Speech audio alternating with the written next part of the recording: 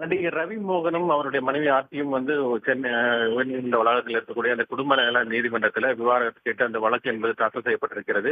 இந்த வழக்கின் விசாரணை கடந்த 6 மாதத்துக்கு மேல் நடைபெற்று வருகிறது.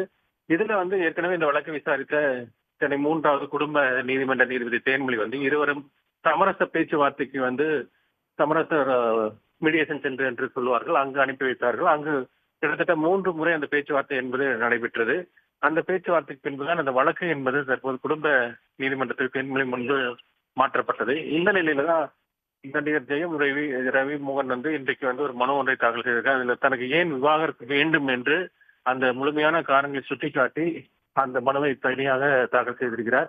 அதே போல ஆர்த்தி, அவருடைய மனைவி ஆர்த்தியும் தனக்கு ரவி மோகனிடமிருந்து ஜீவனாம்சம் வேண்டும் என்று அது ஒரு புதிய மனு ஒன்றையும் தாக்கல் செய்திருக்கிறார்.